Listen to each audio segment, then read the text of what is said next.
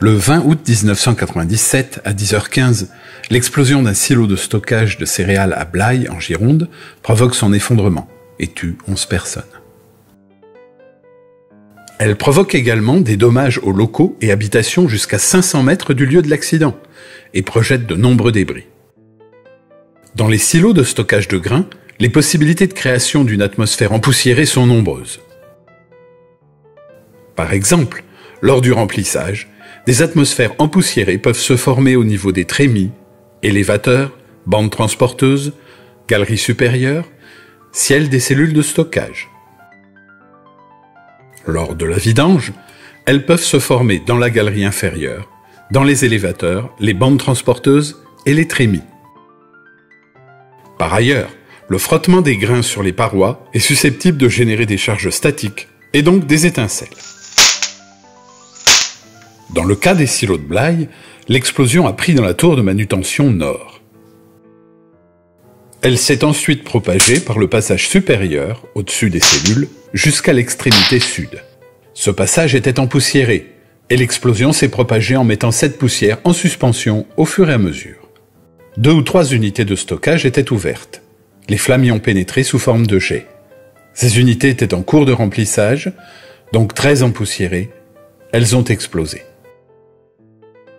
L'espace situé entre les 2 rangées de cellules, appelé également boisseau intercalaire, n'avait jamais été nettoyé et a permis la propagation de l'explosion vers le bas. Enfin, l'explosion s'est propagée dans l'espace sous les cellules. Aucun des espaces de propagation n'était muni d'évents. Les effets de pression ont donc été importants. Ils ont entraîné la rupture de plusieurs éléments de structure, dont certains avaient déjà présenté des fragilités structurelles. Après avoir envisagé la formation de gaz combustible dans le ciel des unités de stockage, par exemple par auto-échauffement, les experts qui ont étudié l'accident ont conclu à la présence d'une atmosphère explosive de poussière et d'air.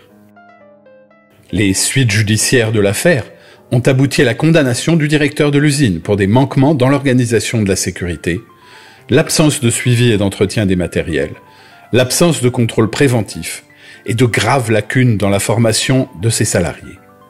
La société a également été condamnée en tant que personne morale. Une mission spécialisée du ministère en charge de l'environnement a préconisé la mise à jour de la réglementation.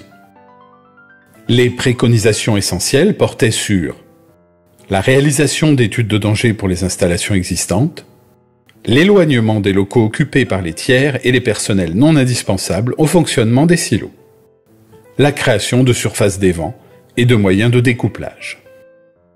Enfin, l'expertise technique a abouti à de nombreux enseignements dans les domaines de la prévention de la formation des atmosphères explosives, de la suppression des sources d'inflammation, de la propagation des explosions, de la limitation de leurs effets et de leurs conséquences.